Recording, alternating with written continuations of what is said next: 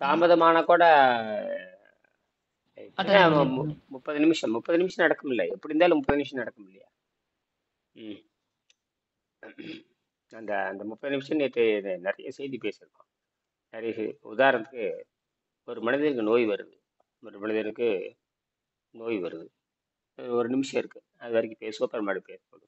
இப்போ நிறைய மருத்துவர்கள் இருக்கிறாங்க, ஆங்கில மருத்துவர் இருக்காங்க, சித்த மருத்துவர்கள் இருக்கிறாங்க, இன்னும் பல மருத்துவர்கள் இருக்கிறாங்க. சரியா? இவங்க தனக்கு வந்த நோய் வந்தால் குணமாக்கிக்கிறாங்களா? ஆஹா இல்லைங்கய்யா. ஏன்பா? ஏன் ஏன்? அவங்களுக்கு வந்து உடலை எப்படி தூய்மைப்படுத்தணுன்றது தெரியல. இதே தானே யோக மன்றங்களுக்கும். ஆமாங்கய்யா. இப்போ தப்பு நடக்குதுன்னு தெரிஞ்சு போச்சு இல்லை? ஆ அப்போ இவங்கெல்லாம் முட்டாள் தானே? ஆமாங்க. ம். ஏன் லேட்டாக புரியுது?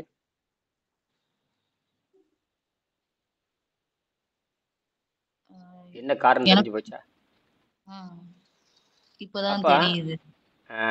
ஏன் ஒரு அமெரிக்க மருத்துவர், அமெரிக்காங்கிற பாரு, இங்கிலாந்து தான் மருத்துவத்தை இங்கிலாந்து தான் இந்த அலோபதிங்கிற, இங்கிலாந்து தான் இந்த மருந்து, இங்கிலாந்து தான் எதையும் நம்பாம இயற்கை சட்டமே தெரியாம, இயற்கை சட்டம் என்னமே தெரியாம இந்த காட்டு மிராண்டிகள் செய்தது தான் இந்த அலோபதி மருத்துவம். இந்த அலோபதி மருத்துவம் ஒன்றும் இல்லை. அலோபதி மருத்துவம் மருந்தை சிபாரிசு செய்வது. என்னது?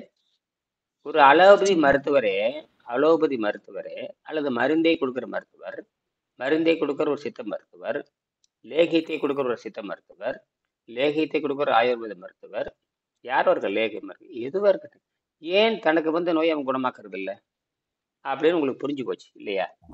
இ- இதே தானே இந்த யோக மன்றத்தை சேர்ந்தவங்களுக்கு ரிப்பேர் ஆனா எங்க போறாங்க? உடம்பு ரிப்பேர் ஆயிடுச்சுன்னு எங்க போறாங்க?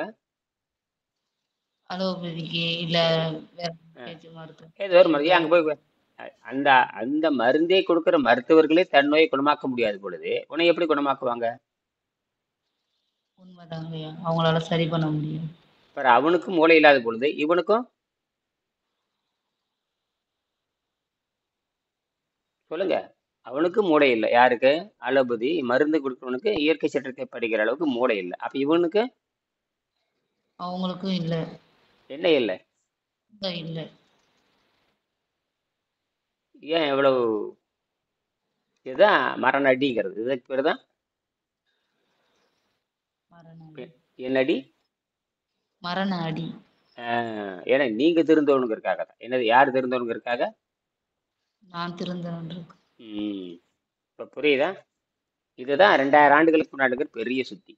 நாங்களே 2000 ஆண்டுக்கு இருக்கு. நாங்க வந்து இயற்கை சட்டத்தை இப்போ உங்களுக்கு உங்களுக்கு சிறுநீரகம் பழுதாயிடுச்சு, அல்லது உங்க வீட்டுக்காருக்கு சிறுநீரகம் பழுதாயிடுச்சு, அல்லது உங்க நண்பர் யாரோவுக்கு சிறுநீரகம் வேலை செய்யல, என்ன செய்வீங்க சொல்லுங்க? இப்போ ஒரு வைத்தியம் வருது உங்களுக்கு, காலையில அதான் பேசணும். நீங்க வைத்தியம் பண்ண போறீங்க. இப்போ உங்களுக்கு சிறுநீரகம் பழுதாயிடுச்சு, என்னை கூப்பிட்டு கேட்குறீங்க. ஏப்ப நான் ஏற்கனவே ஒன்று சொல்லியிருக்கேன் இல்லையா? அந்த மாதிரி நீ சிறுநீரகத்தை, என்ன உலகத்திலே மோசமான நோய் சிறுநீரகம். அதுக்கு சீக்கடிம்பாங்க, கிரானிக் கிரானிக் கிட்னி டிசீஸ்ன்னு சொல்லுவாங்க. அது வந்தா நீங்க எப்படி குணப்பாக்குவீங்க சொல்லுங்க? அது அவங்களுக்கு வந்தா ரொம்ப தண்ணீரோட அளவு கம்மியா குடுக்கணும். ஆ, ஒரு நாளைக்கு பாத்தீங்கன்னா, வணக்கம் ஐயா. வணக்கம் வணக்கம். அளவு ரொம்ப கம்மியா 300 மில்லி 300 எம்எல்ஏ போதும் அவங்களுக்கு. அருமை அத அருமை, வந்து நம்ம நல்ல. கொஞ்சம் கொஞ்சமா குடுத்து, ஆ, கீரைய குடுத்து மலத்த எடுத்துறணும். அப்படி இல்லாட்டி இனிமா குடுத்து வெளிய எடுத்துறணும். இதுதான் இதுதான் இதுதான். ஏன்னா அதிகமா உலகத்துல வந்து ஒரு விசித்திரமான இந்த சிறுநீரக நோயில ஒரு விசித்திரமான பண்பு இருக்கு.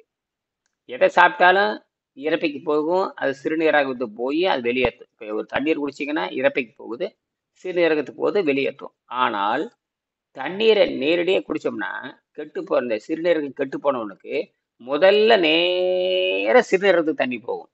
இந்த சிறுநீரகம் பாரு, நேர நுரையீரலுக்கு தண்ணி போயிடும். தண்ணி சாப்பிட்டோம்னா இறப்பைக்கு போகணும், சிறுநீரகத்தின் வழியே வெளியேறணும். ஆனால் இந்த சிறுநீரகம் கெட்டு போனவனுக்கு, சிறுநீரகம் கெட்டு போன அலோபதி டாக்டர், சிறுநீரகம் கெட்டு போன நேச்சுரோபதி டாக்டர், சிறுநீரகம் கெட்டு போன ஆயுர்வேத டாக்டர், சரி, மருந்தை சாப்பிடுங்கிற டாக்டர். நான் அதை என்ன தனித்தனியாக சொல்றதை விட சோத்தை திங்கிற டாக்டர் என்ன செஞ்ச டாக்டர்? சோறு திங்கிற டாக்டர். சரி, அவன் நேர தண்ணி குடிச்சானா நேர நுரையீரலுக்கு போகுது. எங்களோட நம்ப முடியுதா? தண்ணீர் குடிச்சா எங்கெங்க போகும்? தண்ணீர் குடிச்சு இயற்கையாகவே நீங்க தண்ணி குடிக்கிறீங்க, எங்க போய் எப்படி போகும் சொல்லுங்க? செல்லுக்கு போய் செல்லுல இருந்து அதுல இருந்து வர வேஸ்ட் எல்லாம் கலெக்ட் பண்ணி அதுக்கப்புறம் தான் வந்து கிட்னிக்கு வரணும். அப்படிதான் வரணும் ஆக்சுவலி. ஆனா இந்த சிறுநீரகம் கெட்டு போனவனுக்கு தண்ணி குடிச்சு நேரம் எங்க போயிருது? நுரையீரலுக்கு. இதை நம்ப முடியுதா? உங்களால நம்ப முடியுதா? உங்களுக்கு யாராவது நம்ப முடியுதான்னு பாருங்க. என்னடா தண்ணி குடிச்சா நுரையீரலுக்கு போகுதா? ஏன்டா தண்ணி குடிச்சா இறப்பைக்கு தாண்டா போகும். தண்ணி குடிச்சா சிறுநீர், இளநீர் குடிச்சிங்கன்னா சொர்றன்னு ஒண்ணுக்கு போயிடுது. சர்பத்து குடிச்சோன்னா சொர்றன்னு ஒண்ணுக்கு போகுது. சரியா? அப்ப இறப்பைக்கு போச்சு, சிறுநீரகத்துக்கு போச்சு, வெளியே போச்சு. ஆனால் அதே தண்ணி குடிக்கிறீங்க, அதே இளநீர் குடிக்கிறீங்க, நேர நுரையீரலுக்கு போயிருது. எங்க போயிருது? நுரையீரலுக்கு. ஏதாவது நம்ப முடியுதா உங்களால? சொல்லுங்க. ஏதாவது நம்ப முடியுதா? என்னடா மொட்டை தலைக்கும் என்ன சொல்லுவாங்க? மொட்டை தலைக்கும் ஒரு ஒரு பழமொழி சொல்லுவாங்க, மொட்டை தலைக்கும் முழங்காலுக்கு முடிச்சு போடுறீங்க. முடிச்சு போட்டாச்சு, இனியன் போட்டாச்சு. இதுதான் இந்த நுட்பம் எல்லாத்துக்கும் இருக்கணும். இந்த நுட்பம் யோக மன்றத்துக்கும் இருக்கணும். இந்த நுட்பம் வந்து அந்த மருத்துவ முண்டங்களுக்கும் இருக்கணும். யோக முண்டங்கள் சொல்லிட்டு இந்தியாவில் சொல்லியிருக்கோம், அந்த முண்டங்களுக்கும் இருக்கணும், மருத்துவ முண்டங்களுக்கு இருக்கணும். அதனால அந்த விவரம் என்ன பண்ண, அந்த மருத்துவ முண்டை என்ன சொல்றான்னு கேட்டீங்கன்னா, கரெக்டா 600 மில்லிக்கு மேல குடிக்க கூடாதா அப்படிங்கிறான். என்னது? குடிச்சீங்கன்னா நுரையீரல தண்ணி ஏறி ஆள் செத்து போயிடுவான்னு சொல்றான். நான் நிறைய பேத்துக்கு வைத்தியம் பண்ணியிருக்கேன். நான் ஒரு 15 வருஷம் முன்னாடி வைத்தியம் பண்ணியிருக்கேன். இதே மாதிரி அப்ப பண்ணும்போது எனக்கு விவரம் தெரியல.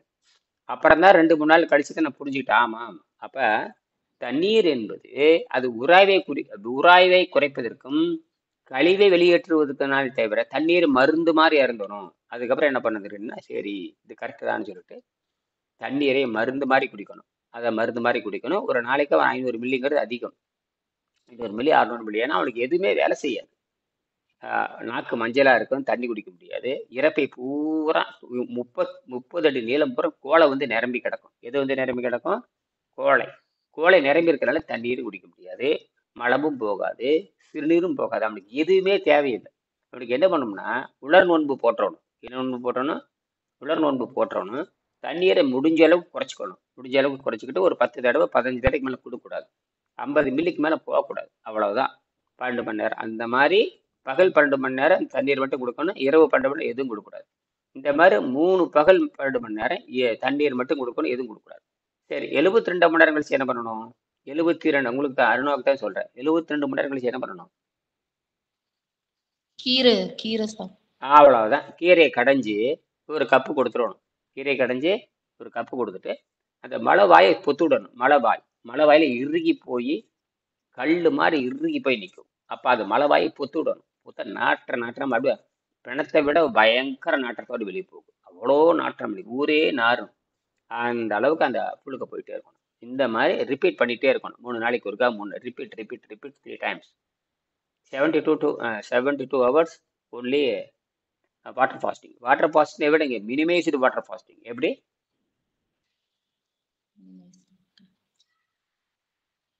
மிக குறைந்த தண்ணீரை நுகர்தல்னு பேரு. மிக குறைந்த தண்ணீர் நுகர்தல்னு பேரு. அதிகமா தண்ணீர் குடிச்சு எங்க போயிரும்? லங்ஸுக்கு போயிடும். இது யாராவது சொல்லி கொடுத்துருக்காங்களா? இயற்கை மருத்துவத்துல, யோக மன்றத்துல, மருத்துவ மன்றத்துல எங்கேயாவது சொல்லி கொடுத்துருக்காங்களா யாராவது? தெரிஞ்சாதான் சார் எங்களுக்கு. லங்ஸுக்கு ஏன் போகுதுன்னா கிட்னி ஃபெயிலியர் ஆனதுனால லங்ஸுக்கு போகுதுங்களா? சீக்கிரம் சாகடிக்கிறதுக்கு. அவனுக்கு என்னது?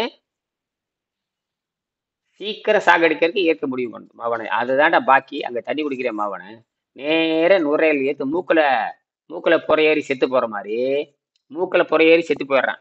மூக்குல தண்ணி.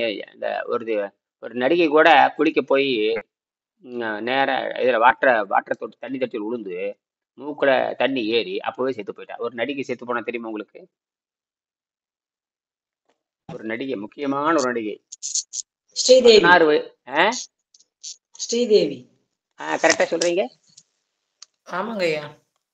ம் அவதான் மூக்கல தண்ணி ஏறிச்சு, நுரையீரலுக்கு போயிடுச்சு, அப்பவே அப்படியே செத்து போயிட்டான். அதே மாதிரி தான் தண்ணியில முழுகிறவங்களுக்கு தண்ணி ஏறிடும். மூக்குல தண்ணி ஏறிச்சுன்னா ஆள் செத்து போயிடும். அதே மாதிரி தான் இது எல்லாம் அடைச்சிருக்கிறப்ப ஒரே ஒரு காலையில் லேசா கொஞ்சம் உசுறு மட்டும் ஓடிட்டு இருக்கு, டக்குடி டக்குடி டக்குடி நுரையீரல் மட்டும் சுருங்கிட்டு இருக்கு.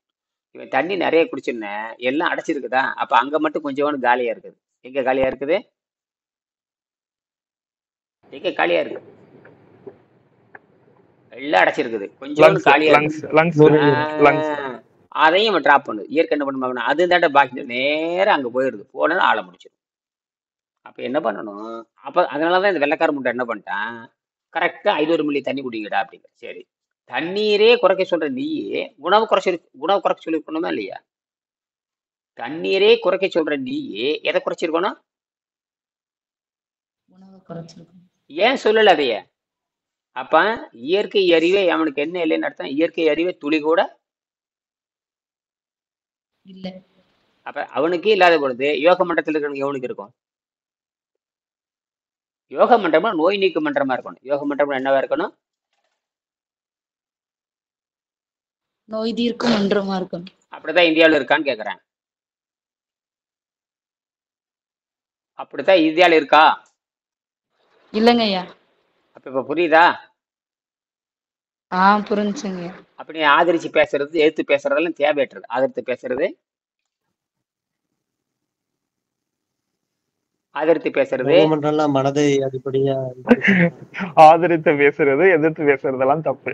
நியூட்ரலா இருந்துருக்கணும், அவ்வளவுதான். வாயை மூடிட்டு நியூட்ரலா இருக்கணும். வாயை மூடிட்டு நியூட்ரலா இருக்கணும். இப்ப புரியுதா? நேத்து போட்டதுக்கு இதான் உங்களுக்கு அடி. நேத்து போட்டீங்க இல்லையா, அதுதான் உங்களுக்கு பதில். தன்னு நோயை தானே குணப்படுத்த தெரியாத முண்டங்களை வைத்துக் கொண்டு நாம் எப்படிங்க தப்பிக்கிறது? தன் நோய்க்கு தானே மருந்துன்னு வள்ளுவர் எழுதுறாரு. தன் நோய்க்கு இப்பதான் சொல்றானுங்க, தன் நோய்க்கு தானே மருந்துன்னு 2016 ஒருத்தர் கண்டுபிடிச்சு சொல்றாரு. அது நோபல் பரிசை வாங்கிட்டாரு. ஏன்னா இந்த பசிங்கிறது பல கோடி ஆண்டா இருந்துட்டு வருது. பசிங்கிறது நாகரிகத்தில் முன்னேறி இருக்கலாம், ஆனால் பசிங்கிறது பல கோடி ஆண்டா இருந்துட்டு வருது.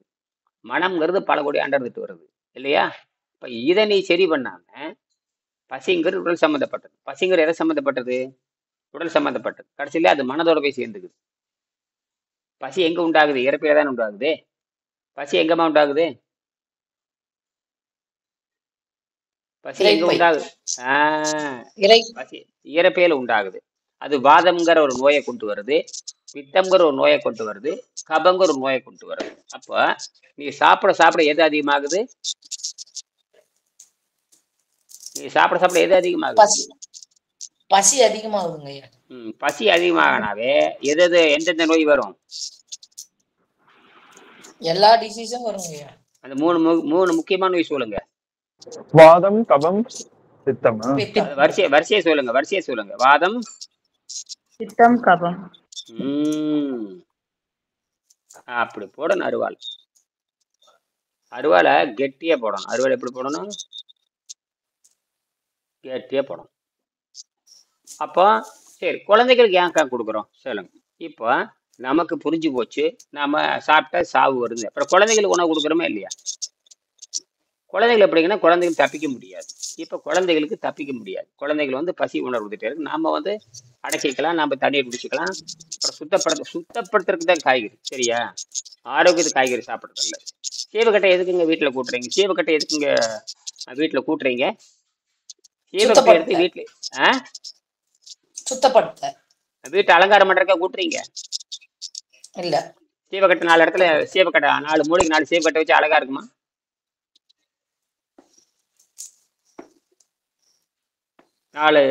வீட்டுக்கு 4 மூளைக்கு 4 சீவக்கட்டை வச்சு அழகா இருக்குமா? இருக்காது.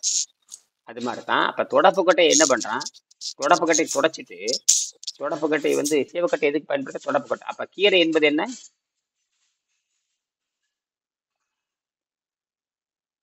தொடப்புக்கட்டை. இன்னொருக்கா சொல்லுங்க.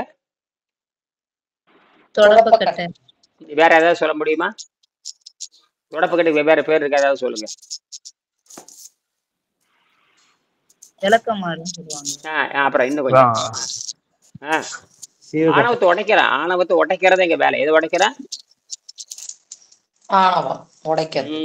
ஆணவத்தை உடைக்கிறதுக்கு தான் அங்க இவரு திருலோசகத்துக்கு நல்லா புரியுது. அவர் 3 மாசம் முன்னாடி மண்டையை உடைச்சு விட்டாச்சு. இன்னும் கொஞ்சம் அரையும் குறையும் இருக்கல உடைக்கணும் இல்ல. நம்மகிட்ட வந்த முதல் அகம்பாவத்தை உடைக்கணும். என்னது எதை உடைக்கணும்? ஆணவம், தன்மை. அதுதான் நான் சொல்லிட்டேனுங்க. அதாவது அதை எடுத்து நம்ம காலடியில வச்சாதான் வந்து நமக்கு அந்த அறிவுன்றது வேலைக்கு ஆகும், வேலை செய்யும். அது வரைக்கும் வேலையை வந்து செய்யவே நான் என்ற அந்த இது வந்து நம்ம வேற என்னவோ நினைச்சுக்கிட்டே இருப்போம், அதுதான் நினைச்சுக்கிட்டே இருப்போமே தவிர அந்த இடத்துல நம்மளால வந்து லிசன் பண்ணவே முடியாது. அதனாலதான் சொல்றேன் சைபருக்கு போயிருன்னு சொல்லுவாங்க. அதாவது ஒரு வித்தையை கத்துக்கிறதுக்கு முன்னாடி மூளையை வெற்றாக வைத்துக் கொள்ள வேண்டும். என்னது எம்டி ஆக்கணும். அது வரைக்கும் ஜீரோ நியூட்ரல் பண்ணணும். ஒன்னே வைக்க கூட ஜீரோல வைக்கணும், நியூட்ரல் வைக்கணும். இதுதான் ஒன்லி நியூட்ரல் வச்சுக்கிட்டீங்கன்னா தப்பிக்க முடியும். கமெண்ட் பண்ணீங்கன்னா மாட்டிக்குவீங்க. கமெண்ட் பண்ணீங்கன்னா நீங்க மாட்டிக்குவீங்க.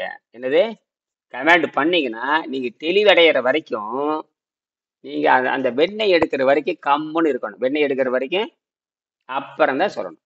உங்களுக்கு ஆரோக்கியம் வந்துட்டாவே இது வரைக்கும் எல்லாரும் முட்டாளுகள்னு புரிஞ்சுக்கும். எப்ப அது வள்ளுவர் சொல்றாரு, அறிவாளிகளுக்கு நோய் வரலாமான்னு கேட்கிறார். அப்ப நோய் வரவங்களாம் யாரு இதுல? எனக்கு சளி பிடிக்குது, அவ்வளவுதான் முட்டாள் தான். சரி, அதிர்ச்சி தரக்கூடிய நோய்கள் 2-3 சொல்லுங்களா பார்க்கலாம். அதிர்ச்சி தரக்கூடிய நோய்கள் 2-3 சொல்லுங்களா பார்க்கலாம். வள்ளுவர் அப்படிதான் சொல்றாரு, அறிவாளிகளுக்கு அதிர்ச்சி தருகின்ற நோய் வரலாமான்னு கேட்கிறாரு. ஒரு குறளே இருக்கு, எடுத்து படிச்சு. மாரடைப்பு. மாரடைப்பு யாருக்கு வரும்? இப்படி வாங்க, நம்ம அதிர்ச்சி அடைங்களுக்கு எதனா ஒரு விஷயத்தை கேட்டா அதிர்ச்சி ஆயிடுச்சு. அது அதிர்ச்சியால வருதா இல்லாட்டி ரத்தம் கெட்டு போறதால வருதா அப்படின்ற சந்தேகம் எனக்கு இன்னும் இருந்துகிட்டே தான் இருக்கு. அது ரத்தம் கெட்டு போறனாலதான் வருது. ரத்தம் தூய்மை அடைஞ்சிட்டாவே நீ உலகத்தை பத்தி கவலைப்பட மாட்டேன். என்னது பெற்ற பிறப்ப உன்னை பத்தியே நீ பெருசா கவலைப்பட மாட்டேன். ரத்தம் தூய்மை அடைஞ்சிட்டா இந்த உடலை பற்றி நீ கவலைப்பட மாட்டேன். என்னது ரத்தம் மிகப்பெரிய தூய்மை அடைஞ்சிச்சுன்னு வச்சுக்க. சரி, இந்த உடல் எப்படி இல்லைங்கயா, டாக்டர் சொல்றாங்க பாத்தீங்களா, அவங்களுக்கு அதிர்ச்சிகரமான நியூஸ் எதுவுமே சொல்லாதீங்க, அவங்க ரொம்ப மனது பலவீனமா இருக்காங்க, அப்ப நீங்க சொல்லிங்க பொட்டுன்னு போயிடுறதுக்கு கூட வாய்ப்பு இருக்கும் அப்படின்னு சொல்லுவாங்க. சோ அதனால வந்து அதிர்ச்சிகரமான நியூஸ் எதுவுமே சொல்லாம வச்சிருப்பாங்க. அப்படி பார்த்தீங்கன்னா இப்ப செரியன்னு ஒரு பெரிய டாக்டர், அவரு மாரடைப்புல தான் செத்து போனா. யானைக்குட்டி மாதிரி இருப்பாரு, அவரு மாரடைப்புல தான் செத்து போனாரு. செரியன்னு ஒரு டாக்டர் இந்தியாவில வந்து மாற்று அறுவை, அதாவது இதயத்தையே முதல்ல மாத்தினவர், அவரே யானைக்குட்டி மாதிரி இருந்து செத்து போனார். இப்ப 2 மாசத்துக்கு முன்னாடி அவரு மாரடைப்புல தான் செத்து போனாரு. அவருக்கும் அதிர்ச்சி நோய் தான். அப்ப மாரடைப்பத்தை பத்தி பேசிக்கிற டாக்டரு எதுல சாகுறாரு? மாரடைப்பு பழமொழி சொல்லுவாங்களே, கத்தி எடுத்தவன் கத்தியாலதான் சாவான்ற மாதிரி. அதேதான் சரின்னு போட்டு மாட்டிடுது.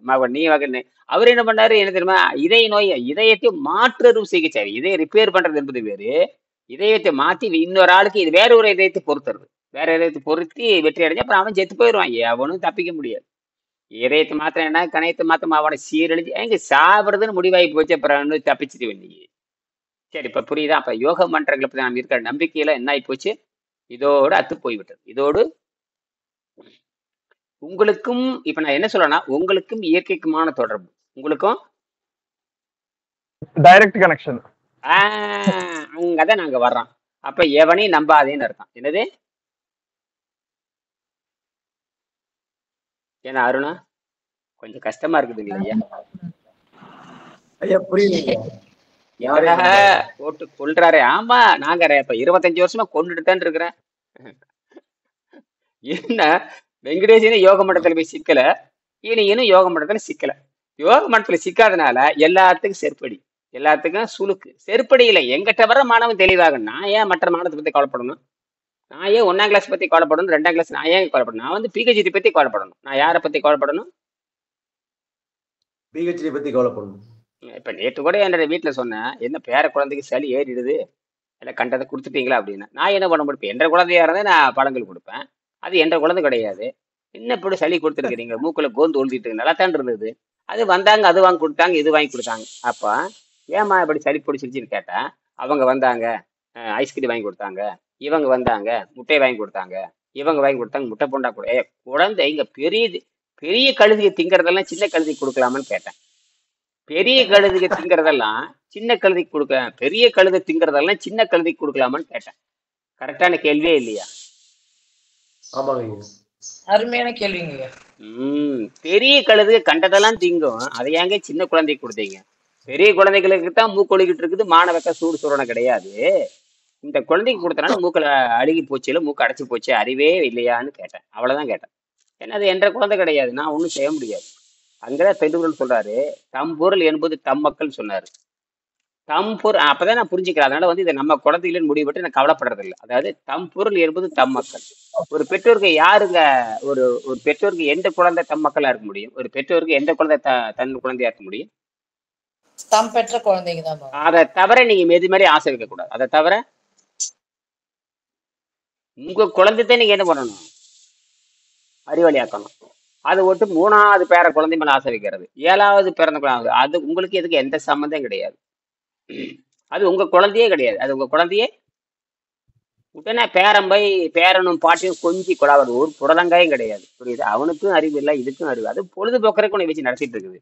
பெருசாகிறப்ப போட கிளவாண்டு போயிட்டே இருக்கும், போட வேலைப்பாறன்ட்டு போயிடும். அது விளையாடுறதுக்காக உன்னை வச்சுக்குது. எது இந்த குழந்தையும் பாட்டிக்கு என்னடா உறவுன்னு கேட்டீங்கன்னா, பொழுதுபோக்குறதுக்கு விளையாடுறதுக்கு ஒன்று வச்சிருக்கே தவிர உட்டிருந்து அறிவை பெறுவதற்காக அது ஒன்று சேர்த்துக்கிறது இல்லை. அதுக்கு தெரியும் இந்த கிழவனுக்கு ஒன்றும் தெரியாது, இந்த குழந்தைக்கு தெரியும். அது அப்பா அப்பா தாத்தா தான் விளையாண்டு இருக்குமே தவிர இவனுக்கு இது இது இது பல்லு போனது, சொல்லு போனது, மூக்கு ஒடுக்கிட்டு நடக்க முடியாது. இதுக்கே நடக்க முடியாது குழந்தை, இதே நடக்க முடியாது, குழந்தைய வச்சுட்டு ஓடிட்டு இருப்பார். அப்படியே மெல்ல போ மெல்ல போ, இவனாலே நடக்க முடியாது. அப்படி என்ன வெங்காயத்துக்கு குழந்தை கூட்டிட்டு போற? உனக்கு ஆரோக்கியம் இருந்தா குழந்தை கூட்டிட்டு போகணும். நீயே இடுப்புடிஞ்சு போய் கிடக்குற, உனக்கே சக்கரை நோய், உனக்கே மூட்டு வலி, நீயே சக்கரை கழுவி போயிட்டு இருக்கிற, நீ குழந்தையோட ஓட முடியுமா? எப்பயுமே பெருசு ஆயிட்டாத குழந்தைகளோட தொடர்பு வச்சுக்கூடாது. என்னது, நீ ஆரோக்கியமா இருந்தா தான் குழந்தைகளோட தொடர்பு வச்சுக்கணும். ஆரோக்கியமா இருந்தா தான் எதோட தொடர்பு வச்சுக்கணும்? உனக்கு 90 வயசு கிழவனா இருக்கலாம், அது 5 வயசு குழந்தை, 3 வயசு குழந்தை, அது போடுற ஸ்பீடுக்கு நீ போக முடியுமா? அப்படி ஓடுறதுதான் யோக மார்க்கம். என்னது, எனக்கு வயசு 66, என் பேர பையனுக்கு 3 வயசு. அவன் ஓடுறதை விட வேகமா நான் ஓடுவேன். அவன் குட்டிக்காரன் போடுறது, நான் குட்டிக்காரன் போடுறது, எல்லா ஆசனம் பண்ணி காட்டுவேன். அவன் பண்ணுவான், நான் பார்க்கறத அவன் பண்ணிட்டு இருப்பான். எல்லா ஆசனம் இப்போ கூட நேற்று கூட 2 ஆசனம் போட்டு காமிச்சேன். அது உடனே பண்ண ஆரம்பிக்குது. அப்ப எனக்கு வயசு 66ல காலை மடக்கி கையை மடக்கி மேலே போட்டு குரங்கு மாதிரி எல்லா வேலையும் பண்றேன். என்னை இப்ப அதை அப்படியே காப்பி அடிக்குது. அந்த தைரியம் இருக்குது இந்த யோகம் பண்ற இந்த நீர் மருத்துவத்துக்கு, அந்த தைரியம் இருக்குது. இங்கே 66 வயசு கலவனை வந்து கால கையை மடக்க சொல்லுங்க பார்க்கலாம், பேர முன்னாடி ஒரு 3 போட சொல்லுங்களா பார்க்கலாம். போட்டேன்னா அப்பவே தீந்தாவன். ஒரு 7 நாளைக்கு எந்திரிக்க முடியாது. 7 நாளைக்கு ஒன்றும் வேண்டாம். வஜ்ராசன ஒரு 65 வயசு கிழவனை, ஒரு டாக்டரை, ஒரு இன்ஜினியர் கூப்பிட்டு வஜ்ராசனம் ஒரே நிமிஷம் வஜ்ராசனம் போட சொல்லுங்க பார்க்கலாம். ஒரே நிமிஷம். என்ன ஆசனம்? வஜ்ராசனம். வஜ்ராசனம் உங்களுக்கு என்னன்னு தெரியுதா? இந்த மாடு முட்டி போட்டு படுக்கும்ல, அதுதான். காலை மடக்கி அப்படியே மேலே உட்காந்துக்கிறது, காலை மடக்கி கால் மேலே உட்காந்துக்கிறது, 2 காலையும் மடக்கிக்க வேண்டியது. அப்படியே மேலே இந்த தொழுகிறப்ப பார்த்தீங்கன்னா முஸ்லிம்ஸ் தொழுகுவாங்க, கீழே உட்காந்துருப்பாங்க. அதான் வஜ்ராசனம், வேற ஒன்றும் இல்லை. வஜ்ரம்னா வைரம்னு அர்த்தம். வஜ்ரம்னா வைரம். அந்த ஆசனத்துல ஒரு 2 நிமிஷம் உட்கார சொல்லுங்களா பார்க்கலாம். ஒரு ஆம்பளைவோ பொம்பளைவோ உட்கார சொல்லுங்க பார்க்கலாம். வேற ஒன்றும் பண்ண வேண்டாங்க. இதை சின்னதான், ஒரு சின்ன டெஸ்ட் தானே. யாராவது பண்ண முடியுமா? கேசவன், நான் பண்ணுவேன் ஐயா. நீங்க பண்ணுவீங்க, ஏதாவது பண்ணியிருப்பீங்க, அது உடம்பு கிடம்பு சுத்தப்படுத்திருப்பீங்க, ரைட்டு. இப்ப இருக்கிற ஆளுகளை 66, இப்ப எனக்கு வயசு 66, உட்கார சொல்லுங்களா பார்க்கலாம். ஒன்றும் முடியாது. ஏன்னா எல்லா இட்லி தின்னு தின்னு தின்னு தின்னு தின்னு சளி ஏறி கிடக்குது. பார்த்தீங்கன்னா அதாவது பழங்கா முட்டி மாதிரி இருக்கும். அந்த முட்டி மட்டும் பார்த்தீங்கன்னா பழங்கா சைஸ்ல இருக்கும். வலியோ உயிர் போகும். அதான் 2வது வந்து அவன் கீழே உட்காந்தே பழக்கம் கிடையாது. இப்போ 100க்கு 100 பேர் கீழே உட்காந்தே பழக்கம் கிடையாது. கீழே உட்காந்தே பழக்கம் கிடையாது. அந்த மாதிரி தான். இப்ப புரியுதுங்களா அருணா? சரி, இது விஷயத்துக்கு வரேன். இப்ப நோயற்ற வாழ்வை குறைவற்ற செல்வத்துக்கு நான் ஏன் இந்த சிறுநீரகத்தை பத்தி நான் சொல்றேன்னா, கொஞ்சம் கவனமா கேட்கணும். இந்த சிறுநீரகம் எடுத்துன்னா தண்ணி நம்மளது வந்து பாத்தீங்கன்னா ஒரு நாளைக்கு 1/2 லிட்டருக்கு மேல தண்ணி கிடையாது. தண்ணீரை மருந்து மாதிரி தான் குடிக்க சொல்றேன். அதே இந்த வெள்ளைக்காரன் என்ன சொல்றான்னா, அதே மாதிரி தான் நானும் சொல்றேன். 2வது விஷயம் என்ன கேட்டீங்கன்னா, நீரை மருந்து மாதிரி தான் குடிக்கணும். இந்த சிறுநீரகம் கெட்டு போனவனுக்கு தண்ணீரை அதிகமா குடிச்சவன் நேரம் நுரையீரல ஏறி ஆள் செத்து போயிடுவான். அதனால அந்த நீரை மருந்தாக அருந்திட்டு 72 மணி நேரம் அவனுக்கு நீர் விரதம் இருந்துட்டு 72 மணி நேரம் கழிச்சு அவனுக்கு அந்த மலைப்பாதையை பொத்து விட்டு கொஞ்சம் கடைசல் கீரை கொடுக்கணும். கொஞ்சம் அவுள் போட்டு கடைசல் கீரை கொடுத்தோம்னா முடிச்சு போச்சு. அதுக்கப்புறம் திருப்பி என்ன பண்ணணும்? அதே 72 மணி நேரம். இப்ப புரியுதுங்களா அருணா? புரியுதுங்கய்யா. முன்னிருக்க திருப்பி சொல்லுங்க.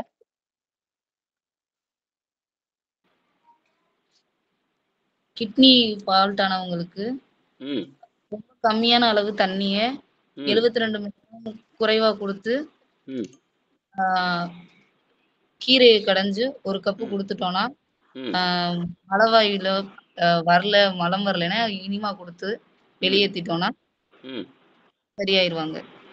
இந்த மாதிரி ரிப்பீட் அதே மாதிரி 72 மணி நேரத்துக்கு ஒருக்கா தான் அவனுக்கு வைத்தியம், அவ்வளோதான். நீர் வைத்தியம், கீரை வைத்தியம், அவ்வளோதான். இப்போ அப்படி செஞ்சுட்டே இருந்தான்னா வேகமாக சிறுநீர் வெளியேறும். நீங்கள் இப்போ வேணா நீங்கள் பண்ணி பாருங்க, யாருக்காவது சந்தேகமாக இருந்தால் பண்ணி பார்க்கலாம். நீங்களே பண்ணி பார்க்கலாம். தண்ணீர் மட்டும் குடிக்காம சாயங்காலம் வரைக்கும் தண்ணீர், இப்போ 6 மணி ஆச்சா, 6 சாயங்காலம் 6 மணி வரைக்கும் 5 மணி வரைக்கும் தண்ணீர் மட்டும் குடிக்காம, அது உலர் நோன்புன்னு சொல்லுவாங்க. உலர் நோன்பு இருந்து பாருங்க, தானாவே உங்கள் உடம்புல இருக்க தண்ணீர் சிறுநீர் பிரிய ஆரம்பிக்கும். அது உள்ளே சேர்த்து இருக்கிற விஷத்தை பூரா வெளியேற்று. அதிகப்படியா இருக்கிற விஷத்தை, உப்பு நீர், அது பேரு தேவையற்ற உப்பு நீர்னு பேரு. வேற யோசனை பண்ணி பாருங்க, முடிஞ்சா முயற்சி பண்ணி பாருங்க. எந்த அளவுக்கு முடியுமோ தண்ணீர் குடிக்காம இருந்து பாருங்க. ஆனா நிழல்ல தான் இருக்கணும். எங்க இருக்கணும்? நிழல்ல. எங்கேயும் போகக்கூடாது, வரக்கூடாது, இருந்து பாருங்க. சிறுநீர் பிரியும். 12 மணி 1 மணிக்கு போல பார்த்தீங்கன்னா சிறுநீர் தானாகவே பிரியும். அப்ப என்னன்னா, அதிகப்படியாக சேர்த்து இருக்கிற உப்பை முதல் முறையாக சிறுநீர் வழியாக வெளியேற்றும். அப்ப அதை டாக்டர் அருணாச்சலம் சொல்றாரு, இந்த புத்தகத்தில் சொல்றாரு, இந்த புத்தகத்துல சொல்லியிருக்காரு. சளி குறைந்த உணவுல தெளிவா சொல்லியிருக்காரு.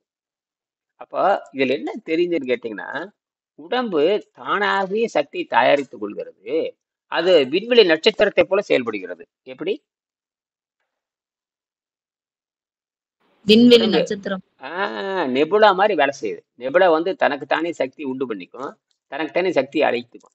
ஆக்கும் செய்யும், அழிக்கவும் செய்யும். அது வேற ஒண்ணும் கிடையாது. விரியும் செய்யும், சுருங்கவும் செய்யும். சுருங்குறப்ப சக்தி உண்டாக்கும், விரியறப்ப சக்தி வெளிவிடும். இது இதுக்கு பேர் என்ன தெரியுமா? செல்ஃப் அயனைசேஷன் சொல்லுவாங்க. அயனைசேஷன், தன் இயக்கமாதல் அப்படிம்பாங்க. தானாவே மின்சாரம் தயாரித்துக்கும், தானாவே சக்தி தயாரித்துக்கும், தானாவே சக்தி வெளிவிடும், தானாவே உறிஞ்சிக்கும், தானாவே வெளியிடும். இதே மாதிரி தான் உடம்பு தானாவே சக்தி தயாரித்துக்குது, தானாவே சக்தி வெளிவிடுதுன்னு புரிஞ்சுக்கணும். ஆக பிரச்சனை என்பது பரிணாமத்துல இயற்கை நம்மளை சாகடிக்கிறதுக்காகவே பசியை கொடுத்துருக்குது. ஆனால் குழந்தைகளுக்கு அப்படி கிடையாது. குழந்தைகளுக்கு இயற்கையான குழந்தைகளுக்கு என்ன உணவு கொடுக்கணும்? இயற்கையான குழந்தைகளுக்கு என்ன உணவு கொடுக்கணும்? இயற்கையான உணவு, பல இது உணவு. அவ்வளவுதாம்மா, வேற ஒண்ணுமே இல்லாம. இது ஏங்க புரிஞ்சுக்க மறுக்கிறாங்க எல்லாருமே? குழந்தை பிறந்துருச்சு, பிறந்தோடனே தாய்ப்பால் சுரக்குது, அது இயற்கைன்னு வச்சுக்கலாம். நேரா அந்த தாய்ப்பால், அசைவுங்கிற தாய்ப்பாலை குடிக்க, அது இயற்கை. அதுக்கப்புறம் அந்த பல்லு முளைச்சதுக்கு அப்புறம் எது இயற்கையானது? இயற்கையால சுட்ட பழம் வேண்டுமா, சுடா பழம் வேண்டுமா? சுட்ட பழம் வேண்டுமா, சுடா பழம் வேண்டுமா? சுட்ட பழம் போடு அப்படின்பா, சுடா பழம் போடும்பா. என் பாட்டி சுடுதான்னு கேட்பறான். அப்போ பழம் என்பது இயற்கையாகவே சமைக்கப்பட்டது, இயற்கையாகவே சமைக்கப்பட்டது. இயற்கையாக சமைக்கப்பட்ட உணவு தான் குழந்தைகளுக்கு கொடுக்கும். அது பல்லு முளைச்சிருக்கான்னு பார்க்கணும். பல்லு முளைக்கலையா, நல்ல கூழ் மாதிரி அரைச்சு, எந்த பழமா இருந்தாலும் கூழ் மாதிரி அரைச்சு அந்த கூழ் மாதிரி ஊற்றி விடணும். தண்ணி நல்லா கலந்து, கூழ் மாதிரி கலந்து, அந்த அதுக்கு தேவையான லேசான இனிப்பு சுவையை போட்டு கொடுக்கலாம். சில பேர் காயை வேவிச்சு கடைஞ்சி கொடுக்கலாம். எந்த பீட்ரூட் காயை வேவிச்சு கொடுக்கலாம், ஒரு ரஸ்தாலியை வந்து வேக வச்சு கொடுக்கலாம். ரஸ்தாலியை நல்லா வேக வச்சு கடைஞ்சி நீங்க கூட உங்க குழந்தைக்கு கொடுக்கலாம். இப்போ அருணா உங்க குழந்தைக்கு கொடுக்கலாம். சரிங்கய்யா. அது போக இன்னொன்று கூட கொடுக்கலாம். உலர்பழ கண்டு, கண்டுன்னா இனிப்புன்னு அர்த்தம். உலர்பழ கண்டு, உலர்பழம்னா உலர்ந்த பழத்தையும், அப்புறம் வறுத்த வேர்க்கல்லையும், அப்புறம் நாட்டு சர்க்கரையும். முதல்ல நாட்டு சர்க்கரையும், இந்த உலர்ந்த நாட்டு சர்க்கரையும் உலர்ந்த வேர்க்கல்லையும் சம அளவு எடுத்து ஒரு ஏலக்கு 2 ஏலக்காய் போட்டு அது மிக்சியில் அரைச்சிடணும். அதுக்கப்புறம் அதே அளவுக்கு கொட்டை எடுத்த பேரிச்சம்பழத்தை போட்டு மிக்சியில் அரைச்சிடணும். அரைச்சி பாருங்க, அருமையா லட்டா மாறிடு. அதை கொடுத்தா போதுமான குழந்தைக்கு வர எந்த உணவும் தேவையில்லை. ஏன்னா எல்லா வகையான சத்து அதில் வந்துடுது. குடலும் சுத்தமாயிரும், பசியும், உடம்பு சளி ஏறாது, சுறுசுறுப்பா இருக்கும். உணவு அருமையான உணவு. எந்த கார்போஹைட்ரேட், ஃபேட்டு, புரோட்டீன் எதுவும் கிட்ட வராது. அற்புதமான உணவு. இவன் சொல்ற மாதிரி ஃபேட்டுக்கு ஃபேட் ஆச்சு, கொழுப்பு ஆச்சு, புரதத்துக்கு புரதமாச்சு, எல்லாம் சேர்ந்தது. பழச்சத்தும் கொடுத்தாச்சு, சக்கரை சத்தும் கொடுத்தாச்சு, மாவு சத்தும் கொடுத்தாச்சு, கொழுப்பு சத்தும் கொடுத்தாச்சு, புரதத்தச்சும் கொடுத்தாச்சு, ஹை புரோட்டீன் வேற, எல்லாம் கொடுத்தாச்சு. இதுதான் அந்த குழந்தைக்கான உணவு. நான் இந்த மாதிரி நிறைய என் பேர குழந்தைக்கு கொடுப்பேன். அது சாப்பிட்றப்பெல்லாம் அந்த குழந்தைக்கு சளி இருக்காது. வேற மாற்றி சாப்பிட்டு வச்ச இந்த கார்ன் ஃப்ளாக்கு, பால் போட்டு கார்ன் ஃப்ளாக் கொடுக்கறது, சாக்கோ ஃப்ளாக்னு கொடுக்கறது கொடுத்தா சளி ஏறிக்கும். ஆனால் விளம்பரம் அதுதான் வருது, குழந்தைக்கு நல்லதுன்னு அதுதான் விளம்பரம் வருது. சாக்கோ ஃப்ளாக்ஸ் சினிமா நடிகை, இந்தி நடிகைகள் அதை வராது. நான் பார்த்தேன், 2 3 இந்தி நடிகைகளை பார்த்தேன். அதுக்கு மாநரக்கம் சூடு கரையாது. அதுவும் அந்த சாக்கோ ஃப்ளாக்ஸ் கலக்கி அது ஊட்டுது, அந்த முண்டை ஊட்டுது. இதை வாங்கி புருக்குன்னு திங்குது, மானம் கட்டது. ஒரு இந்தி நடிகை வந்து விளம்பரம் பண்ண, அந்த இந்தி நடிகை பேரே தெரிய மாட்டேங்க. அவளை பிடிச்சி மாண்ட எல்லாமே பணத்துக்கு ஆசைதானுங்க. அவ வயசே 50 இருக்கும். அவ 3 வயசு 6 வயசு குழந்தைய நடிச்சிட்டு இருப்பா. அவளுக்கு 7.5 கலந்து வயசு இருக்கும். அவளுக்கு மேக்கப் போட்டு விட்டு 20 30 வயசு பொம்பளையா மாற்றி விட்டுறாங்க. அதுக்கு ஒரு 6 வயசு 7 வயசு பிள்ளை இருக்கிறத மாதிரி காட்டி விட்டுறாங்க. அது வந்து அந்த சாக்கோ ஃப்ளாக்ஸ் ஊட்டி வளர்க்குது. சாக்கோ ஃப்ளாக்ஸ் கொடுத்தா நல்லதுன்னு எவங்க சொன்னான்னு ஒன்றும் புரியல எனக்கு. ஃப்ளாக்ஸுங்கிறது ஏதோ ஒரு அந்த சோளம் மாதிரி சோளப்பொரி மாதிரி அப்படித்தான் ஃப்ளாக்ஸ், அப்படித்தானுங்க ஐயா. இவருக்கு தான் தெரியும் நினைக்கிறேன், யாரு பிஜுக்கு தான் தெரியும், அமெரிக்காவில் இருந்தவர். அவருக்கு தான் ஃப்ளாக்ஸ்னா என்ன, இதெல்லாம் அவருக்கு தான் தெரியும். இந்த லண்டன்ல இருந்தவர், அவருக்கு தான் தெரியும். கான் கான் கான் ஃப்ளாக்ஸா என்னது? கார்ன்ஃபிளேக்ஸ் கார்ன்ஃபிளாக்ஸ் தான். ஃபிளேக்ஸ் கார்ன்ஃப்ளேக்ஸ் ஃபிளேக்ஸ் அதை வந்து சாக்கோ சின்ன ஃப்ளாக்ஸ். சின்ன பீஸ் சின்ன சின்ன பீஸ் அதில் பால் ஊற்றி அது சாக்கோ ஃப்ளாக்ஸ் வேறு, சாக்கோ கலந்த ஃப்ளாக்ஸு, கார்ன் கலந்த. கார்னுனா அதுதான், அதில் வந்து அந்த மாவில் பொரிச்சு எடுக்கிறது தான். இப்போ கூட அதை நம்ம பொரியலை கலக்கிறோமே அதே தான். மிக்சரில் பார்த்தீங்கன்னா அந்த கார்ன் ஃப்ளாக்ஸ் இருக்கும், அப்படி கலந்து விடுவானுங்க. அதே தான், வேற ஒன்றும் கிடையாது.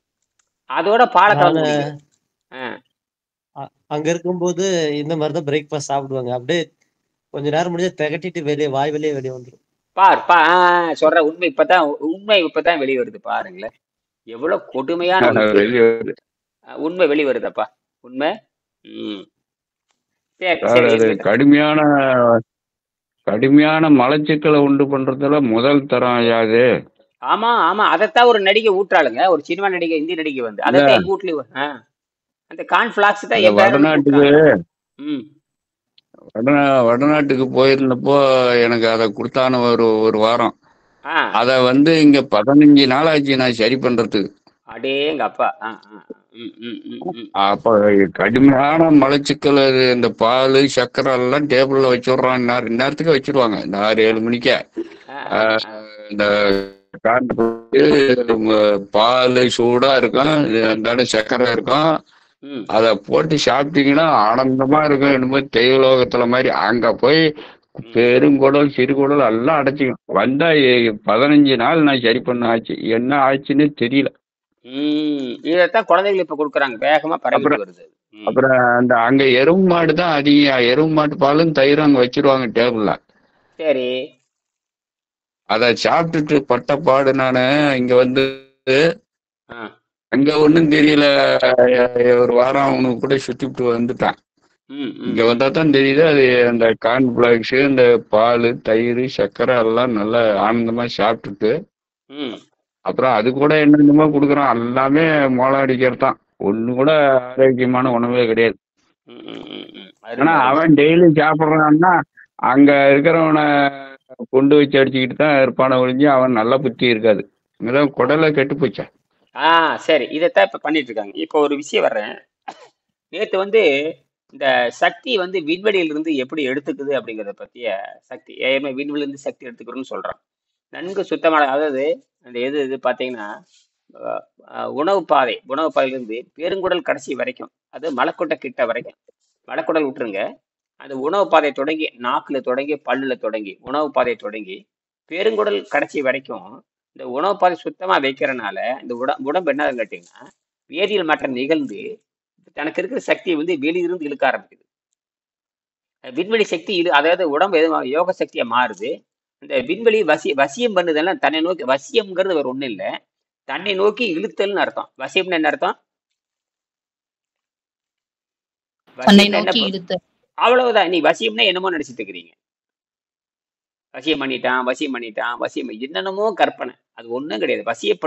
வசியப்படுத்துதல் அப்படின்னாவே தன்னை நோக்கி இழுத்துதல்னு அர்த்தம்.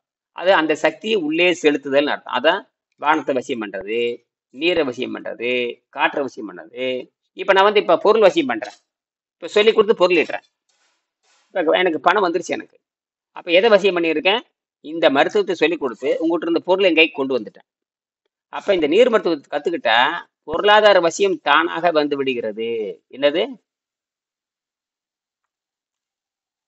இந்த நீர் மருத்துவத்தை கத்துட்டு உங்களுக்கு என்ன வந்துடும்? பொருளாதார வசியம் தானாக வந்துவிடும். இப்ப புரியுதா? வசியம் என்ன, இந்த பவர் என்னன்னு புரியுதா? இதுதான் அது. எனக்கு எங்க பொருள் கட்டு எங்க பொருள் கொடுத்து ஹாஸ்பிட்டல்ல போய் 1 லட்சம் கொடுத்துட்டு காலை வெட்டிக்கிட்டு வரான். உங்க நீர் சிகிச்சை செஞ்சுக்கிட்டு நல்லா போச்சுன்னா ஒரு 5000 கொடுக்கறதுக்கு அதுக்கு சாதாரணமா மனசு வரும், இல்லைன்னா வராது. வரவே ஏன்னா அங்க போனா காலையும் வெட்டிக்கிட்டு காசையும் கொடுக்கணும். இங்க வந்து காலும் நல்லா போடும், உங்களுக்கு காசும் கொஞ்சோண்டு கொடுத்தா போதும் ஐயா இருக்கு. சரி சரி சரி சரி சரி right right okay okay. Will the universe eventually become uninhabitable அப்படின்னு இதை சயின்ஸ் டைரக்ட் ஏற்கனவே பேசியிருக்கீங்க பாருங்க. இது உலக புகழ்பெற்ற அறிவியல் இதழ். இந்த இதழ் வந்து ஆராய்ச்சி அடிப்படையில் தான் வரும்.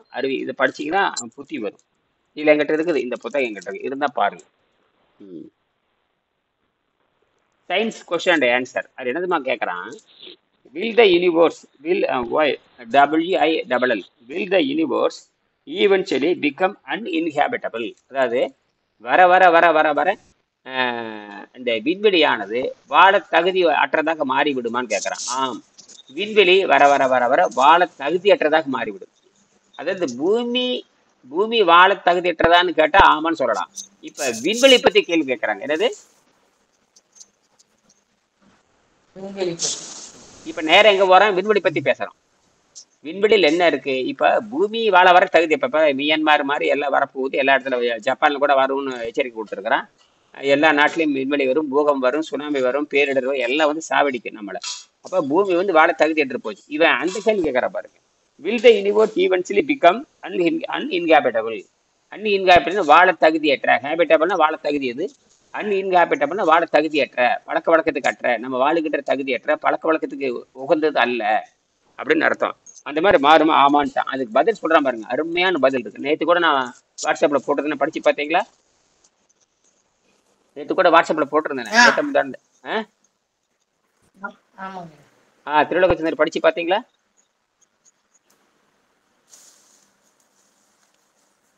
திருலோகச்சந்தர் படிச்சு பார்த்தீங்களா? இது யார் படிச்சு பார்த்தீங்க? நான் அனுப்பிச்சிருந்தேனே, வாட்ஸ்அப்லயும் போட்டிருந்தேன். யார் படிச்சாங்க? அருணாவா? நான் படிச்சேங்க ஐயா. சொல்லுங்க, என்ன அதுல இப்ப இருக்குதா பாருங்க, படிங்க. அப்படியே ஒரு 10-15 வரைதான் இருக்கு, படிங்க. அருணா படிச்சீங்களா? அருணா இருக்கவே இல்லையா? ஏன் படிக்கல? இருக்கா? நான் கேட்கற கேள்வி எது இருக்கான்னு பாருங்க. தமிழ்லையும் கொடுத்துருப்பேன், ஆங்கிலத்திலையும் கொடுத்துருப்பேன், பாருங்க. இந்த கடைசி வரி ரொம்ப ரொம்ப முக்கியம். கடைசி வரி ரொம்ப ரொம்ப முக்கியம். என்ன வரி தெரியுமா? இந்த கடைசி வரி, அதாவது இந்த இப்ப பிக் பேங் தியரி, அது பிக் பேங் தியரி தான் சொல்றாங்க. அதில் பார்த்தீங்கன்னா அதோட வெப்பம் எவ்வளோ தெரியுமா? 1 டிகிரியை இப்போ 4 டிகிரி வந்தால் குளிர் நட்டுக்க ஆரம்பிச்சிடும். சைபர் டிகிரிக்கு வந்தால் ரெஃப்ரிஜிரேட்டரில் பார்த்தீங்கன்னா இந்த 4 டிகிரியில் வந்து பொருள் ஒன்றும் ஆகாது. அதுக்கு மேலே வந்து ஃப்ரீஜர்னு ஒன்று வச்சுருப்பான். அது பார்த்தீங்கன்னா கிட்டத்தட்ட -15 போயிடும். அப்போ தான் பார்த்தா அப்படி இறுகி கல் மாதிரி மாறிடும். என்னம்மா மாறிடும்? இறுகி கல்லு மாதிரி. எதை வச்சாலும் சரி, எதை வச்சாலும், அரிசி வச்சாலும் கல்லு மாதிரி தருங்க. அரிசி சோத்தை வேவிச்சு உள்ள வச்சு பாருங்க, கல்லு மாதிரி ஆயிரும். பால் வச்சாலும் கல்லாயிரும், எதை வச்சாலும் கல்லு மாதிரி ஆயிரும். சரி, அப்ப அந்த 1 டிகிரியில 1 டிகிரி பிரிச்சுட்டே போறாங்க. ஒரே 1 டிகிரி பிரிச்சுட்டு போய் -273 டிகிரி வரைக்கும் இப்ப விண்வெளியில கூலிங் இருக்கு. அப்படின்னா வெப்பமாவே சுத்தமா இல்லை அப்படிங்கிறான். ஆனால் இந்த -273ங்கிறது ஒரு வகையான வெப்பம் தான்.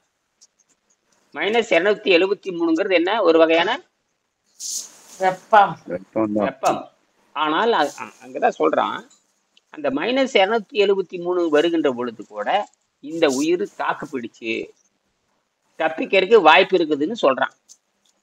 அந்த குறைந்த வெப்பநிலையே போதும். அதாவது -273 அந்த குறைந்த வெப்பநிலையே போகும், உயிர்கள் தப்பித்துக் கொள்ளும். ஏன்னு சொன்னால் ஒவ்வொரு உடலுக்கும் ரேடியேஷன் இருக்குன்னு இப்ப சொல்றானுங்க.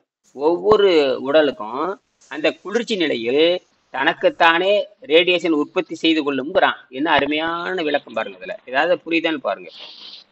இதுல பாத்தீங்கன்னா கீழே கடைசி பாயிண்ட், அந்த கீழே பாயிண்ட் சொல்றான், absolute zero -273 it is sufficient as deal the fetal Mm. The fetal below to the tiny any remaining life. திரும்ப திரும்ப இந்த உயிர் உற்பத்தி ஆகிறதுக்கு it is a sufficient to deal the fetal below to any remaining life. அதாவது இந்த it is சஃபிஷியன்ட்ரி எனர்ஜிங்கிறான். இது இந்த -273ங்கிற அந்த எனர்ஜியை இட் இஸ் சஃபிஷியன்ட் டு லைஃப்ங்கிறான். அதுக்கு என்ன அர்த்தம்? It is sufficient to life அப்படின்னாவே இந்த குறைந்த வெப்பநிலையில கூட இந்த உயிர் தனக்கு போதுமானதாக இருக்கிறதுங்கிறான். உங்களால் நம்ப முடியுதா? இந்த உயிர் வாழ்றதுக்கு போதுங்கிறாரு. எது? அந்த 1 டிகிரி வெப்பநிலையே போதுங்கிறான். உயிர்னா எதை வேணா சொல்றான், மனுஷன் மட்டும் சொல்லல, எல்லா உயிருங்கிறான். அப்ப அது ஒரு வெப்பநிலை தான். இந்த குளிர்ச்சிங்கிறது என்னன்னா தாழ்நிலை, அதாவது குளிர்ச்சின்னு சொன்ன எதுன்னு அர்த்தம் தாழ்நிலை வெப்பம்னு அர்த்தம். என்னது? தாழ்நிலை வெப்பம். தாழ்னா கீழே போயிட்டே இருக்கிறது, அது ஒரு வெப்பம் தான். ஆனா உங்களுக்கு என்ன தெரியுது? அது ஒரு மாதிரி அந்த ஜில்லுன்னு தெரியுது. அந்த ஜில்லுங்கிறதுன்னு கேட்டீங்கன்னா மிக குறைந்த குறைந்த குறைந்த குறைந்த வெப்பநிலை பேரு. அந்த பாயிண்ட் அவன் சொல்றான். இதுல அந்த குளிர்ச்சியா இருக்கிற நேரத்துல கூட ஒவ்வொரு உடலும் இப்ப படிச்சு பாருங்க, எழுதியிருக்கேன் பாருங்க, அது தமிழ்லையும் மொழிபெயர்த்து போட்டிருக்கேன். ஏன்னா எல்லா உடலுமே தங்கிட்ட இருக்கிற கதிர்வீச்சு வெளியே விடுகிறதுங்கிறான். இப்போ இது சாதாரண ஒரு அட்டை தான், இது இந்த புத்தகம் தான் ஒரு சாதாரண ஒரு புத்தகம். இது கூட தங்கிட்ட இருக்கிற கதிர்வீச்சை வெளிவிட்டுட்டு தான் இருக்கு. நமக்கு புரிஞ்சு கொள்ள முடியாது. மரத்திலிருந்து செத்து போன வரைக்கும் என்ன பண்ணுது? தங்கிட்ட இருக்கிற கதிர்வீச்சை வெளியேற்றிட்டே இருக்கு. அதை நீங்க யூஸ் பண்ண முடியல. அதை ஒன்னா சேர்த்தி ஒரு எலக்ட்ரிசிட்டியே கொடுக்க முடியல. அதை மொத்தத்துல எலக்ட்ரிசிட்டி வெளிப்பட்டுட்டு தான் இருக்குது. இதைத்தான் நான் திருப்பி சொல்றேன். இப்ப புரியுதா உங்களுக்கு? இப்ப கேள்வி எதாவது இருந்தா கேட்கலாம், முடிச்சுக்கலாம். மணி 6:40 6:50 முடிச்சுக்கலாம். இப்ப அருணா என்ன பண்ணிட்டு இருக்கிறீங்க? நேற்று 2 நாள் என்ன பண்ணீங்க? இப்ப அந்த பேரிச்சம்பழம் லட்டு எப்படி செய்யறதுன்னு புரிஞ்சுக்கிட்டீங்களா? பேரிச்சம்பழம் லட்டு, அதாவது உலர்பழ கண்டு எப்படி செய்வீங்க அதை சொல்லுங்க. பேரிச்சம்பழம் விதையை நீக்கிட்டு வேர்க்கடலை நாட்டு சக்கரை போட்டு அரைச்சு அப்படியே கையில பிடிச்சோன்னா லட்டு ஆயிரும். அதை குழந்தைங்களுக்கு கொடுத்தா போதும். அந்த குழந்தைங்க சளி பிடிக்காது. உணவு சிறந்த உணவு, மிகச்சிறந்த உணவு. காலையில ஒரு லட்டு இந்த அளவுக்கு ஒரு 30 கிராம் 35 கிராம் இருக்கிற ஒரு லட்டு, இந்த மாதிரி 3 லட்டு 4 லட்டு கொடுத்தா போதும். வேறு எந்த உணவும் தேவையில்லை. மலம் அப்படியே சளி இல்லாம நாற்றம் இல்லாம மலம் போயிடும். தேவைப்பட்டோன்னா இங்கே அது ஒரு காய்கறி வேசி மசிச்சு கொடுக்கலாம். அப்புறம் தண்ணீர் குடிக்கலாம், தண்ணீர் கொடுக்கணும், தண்ணீரும் கொடுத்துக்கலாம். எலுமிச்சம்பழம் சாறு அப்பப்போ கொடுக்கலாம்.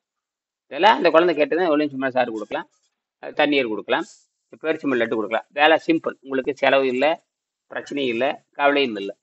என்னது? இட்லி கவலையும் இல்லை. வேர்க்கடலை வறுத்துக்கலாம் இல்லையா? வறுத்து செஞ்சா நல்ல ருசியா இருக்கும். வேர்க்கடலை லேசா வறுத்துக்கணும். வேர்க்கடலை லேசா வறுத்துட்டு ரொம்ப சுவையா இருக்கும். வறுத்த வேர்க்கடலையும் நாட்டு சக்கரையும் போட்டு அரைச்சிட்டு ஏலக்காய் போட்டு அரைச்சிட்டீங்கன்னா நல்லா ஆயிரும். அது கூட சமமா அந்த பேரிச்சம்பழத்தை போட்டு நல்லா அரைச்சிங்கன்னா மினுமினுட்டு வரும். இப்படி சாப்பிட்றதுக்கு அவ்வளவு சுவையா இருக்கும். ஆமா, குழந்தைகள் உணவு. ஆமா, அந்த பழச்சத்தை சேர்த்திடணும். அதை திராட்சை போட்டுக்கலாம், உலர் திராட்சை போட்டுக்கலாம், அல்லது உலர் பேரிச்சம்பழம் போட்டுக்கலாம். அற்புதமான உணவு. இதைத்தான் டாக்டர் அர்னால்ட் சொல்லுவார். அதாவது ட்ரை ஃப்ரூட்ஸோட ட்ரை நட்ஸ் சேர்த்து சொல்லுவார். நான் என்னோட பயிற்சி மையத்தில் நான் கொடுப்பேன். அப்போ ஃபீஸை போடுவேன். அப்போல்லாம் பார்த்தீங்கன்னா 20,000 ஃபீஸை போடுவேன். அப்போ என்னோட தங்கியிருப்பாங்க 3 நாள். அப்போ 20,000 இப்போல்லாம் 20,000 பண்ணி 30,000 பண்ணிட்டு இப்போ 30,000 பண்ணிட்டேன். அதை நடத்துகிற மாதிரி ஐடியா இல்லை எனக்கு. 30,000க்கு 2-3 பேர் வர்றேங்க, 30,000 போடுங்க, நான் வரேன்னாங்க. சரி அப்படின்னு விட்டுட்டு நான் அதை அப்படி கண்டிப்பாக விட்டு அப்படியே போயிட்டு போன்னு விட்டுட்டு நான் அதுக்கு நான் முயற்சி எடுக்கலை. கடைசியாக திண்டுக்கல் நடத்தினேன். 20,000 போட்ட திண்டுக்கல். அது 17 பேர் வந்தாங்க. பரவாயில்ல, போட்டால் பணம் கொடுக்குற ரெடியாக தான் இருக்கிறாங்க. நான் நடத்துறது இல்லை, பணம் கொடுக்குறதுக்கு ரெடியாக தான் இருக்காங்க. பணம் கொடுக்குறதுக்கு ரெடியாக தான் இருக்காங்க. நான் நேராக ஃபேஸ்புக்கில் போட்டு விட்ருவேன். முகநூலில் போட்டோன்னே எங்கேயாவது 4 பேர் பார்த்துக்கிட்டு வரேன்ட்டுருவாங்க. சம்பந்தமே இருக்காது, அவங்க வந்துடுவாங்க. உங்ககிட்ட பேசினால நீங்கள் பேசி பேசி இல்லாத கேள்வி கேட்டு குழம்பிட்டு இருப்பீங்க. சம்மந்தமே இருக்காது, அவன் முடியாந்துருவான். அப்படித்தான் எல்லாருக்கும் அங்கிட்டு வருவாங்க. எங்கிட்ட வர்றவங்க பூரா சம்மந்தமே கிடையாது, அவங்க வந்துடுவாங்க, வகுப்புக்கு வந்துடுவாங்க. பணம் கட்டிட்டு நல்லா இருக்குதுன்ட்டு போயிடுவாங்க. எனக்கு ஆச்சரியமா இருக்கும். இந்த விளக்கு விளக்குறேன் இவங்களுக்கு இவ்வளவு சந்தேகம் நீங்க மாட்டேங்குது. அவன் எதுவுமே விளங்குறது இல்ல. ஏதோ ரெண்ட பாக்குறேன். உடனே வந்து ஐயா நல்லா இருக்குதுங்க. அப்படித்தான் ஒருத்தர் வந்தாரு. அவர் வந்து வந்த நாள் வந்து அவர் பேரு ஸ்ரீதர்னு பேரு. நல்ல அருமையான மனிதர். அவர் ஏதோ ஒரு பிரச்சனைக்கு வந்தாரு. அப்புறம் அங்கிருந்து 2வது நாளே ஐயா எங்க இந்த துணைவியாருக்கு வயித்துல கொஞ்சம் கட்டினாங்க. உடனே ஒரு 4 லட்ச ரூபாய் ஃபீஸ்ன்னு சொன்னேன். உடனே பணத்தை போட்டுட்டாரு. அப்பவே அவங்களுக்கு பயிற்சி கொடுத்தாச்சு. எதுவுமே இல்ல பயிற்சி கொடுத்தா 5வது நாள் வந்து வயிறு வலி சுருங்கிருச்சுன்னாங்க. அப்ப ஆஸ்பத்திரிக்கு போகாதீங்க, அறுவை சிகிச்சைக்கு பண்ணாதீங்கன்ட்டேன். இல்லைங்க அப்பாயின்மெண்ட் அதெல்லாம் ஒன்றும் பண்ணாதீங்கன்றேன். உடனே அவங்க அந்த 3 நாளைக்கு கரைச்சி கரைச்சி போடும்பொழுது கடைசியில் 1 மாசம் கருப்பு ஆஸ்பத்திரிக்கு போல வேலை மிச்சம், ஆப்ரேஷன் வேலை மிச்சம், லட்சக்கணக்கில் பணமும் மிச்சம். எனக்கு கொடுத்தது 25,000. ஆஸ்பத்திரிக்கு போறது 2 லட்சம் காலியா இருக்கு. ஆஸ்பத்திரிக்கு போறது 2 லட்சம் காலியா இருக்கு. அப்புறம் சாகிற வரைக்கும் மருந்து மாத்திரத்தை கொண்டு என்னது அது இல்லாம வலி, அதோட வலி என்ன ஆகுறது அதை கால்குலேட் பண்ணவே இல்லை. வலி அதை கால்குலேட் பண்ண வலி என்னாச்சு அடையாளம் பாவம். இப்ப பாருங்க இந்த பயிற்சியில வர்றாங்க நீர் பயிற்சி வந்தவங்களுக்கு பார்த்தீங்கன்னா கற்பப்பை சுத்தமாயிருக்கு. கற்ப அவங்களுக்கு அந்த வலியே வந்திருக்காது. இந்த இதுல இருக்கிற பெண்களுக்கு அந்த கற்பப்பை சுத்தமாகிறப்போ கற்பப்பை சுத்தமாயிரும், சினைப்பை சுத்தமாயிரும், சினைக்குழாய் சுத்தமாயிரும், எல்லாம் அந்த பிரச்சனையே இருக்காது. நேற்று கூட எங்க சொன்னேன், ஆமா அந்த வயிற்று வலி குறைஞ்சிருக்கும். எங்க கனடால இருந்து சொல்றாங்க, ஆமாங்க அந்த வயிற்று வலியில இப்ப இல்ல அப்படிங்கிறது. எங்க போச்சு அந்த வயிற்று வலியில?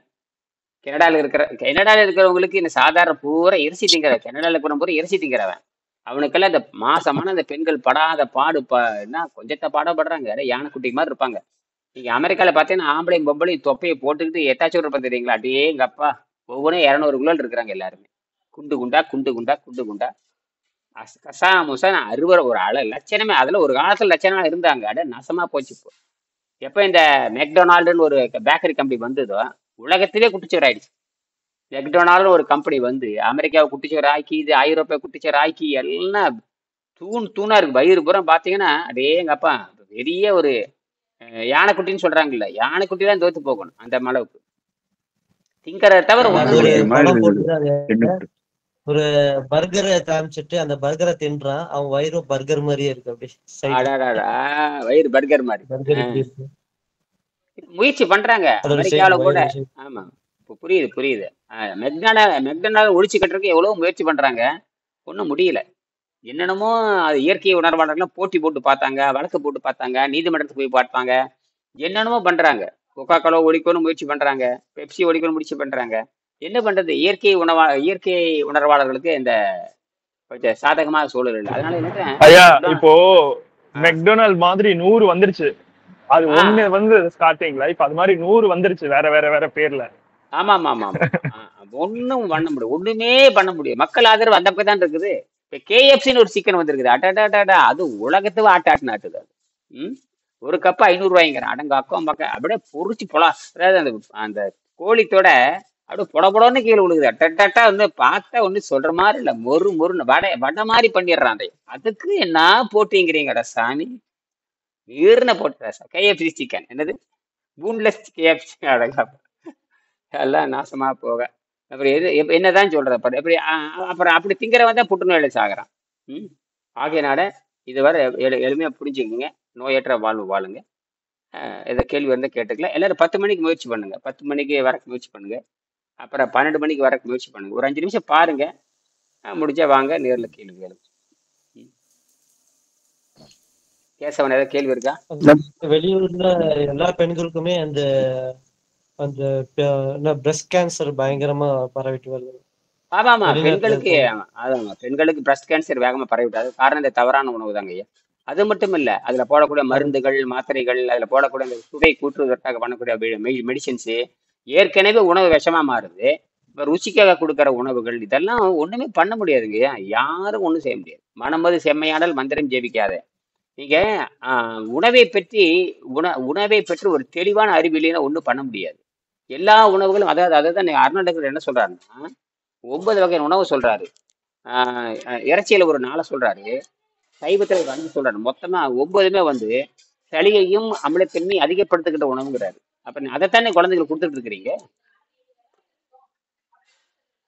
அந்த புரிதல் வேணும். உணவை பற்றி புரிதல் இல்லாமல் நீங்க எவனா இருந்தாலும் சரியே, உணவை பற்றி புரிதல் வேணும். உணவை பற்றி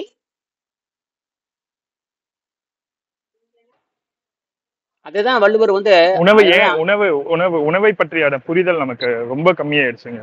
இல்லவே இல்ல. உணவுன்னு என்னன்னே தெரியாது. உணவை பத்தி புரிஞ்சு ஒவ்வொரு உணவும் பக்க விளைவு உண்டு. ஒவ்வொரு உணவுக்கும் என்ன உணவு என்ன உண்டு? பக்க விளைவு இல்லாத தண்ணீர் மட்டும்தான். அது தண்ணியோட லூப்ரிகேட்டிங் தவிர தண்ணீர் உணவு கிடையாது. காற்று தான் உணவு. தண்ணீர் இருந்து உராய்வை குறைப்பதற்கு தான். அப்ப தண்ணீர் உராய்வை குறைப்பதுன்னா தண்ணீர் குறைவாக இருக்க வேண்டும் தான் அர்த்தம். வண்டியில பெட்ரோல் போடுறீங்க, வீலுக்கு கிரீஸ் வைக்கிறீங்க. ரெண்டுக்கு வித்தியாசம் என்ன? வண்டியில பெட்ரோல் போடுறீங்க, வீலுக்கு கிரீஸ் வைக்கிறீங்க. என்ன வித்தியாசம்? அதுவும் ஆயில் தான், இதுவும் ஆயில் தான். அது லூப்ரிகேட்டிங் தான்.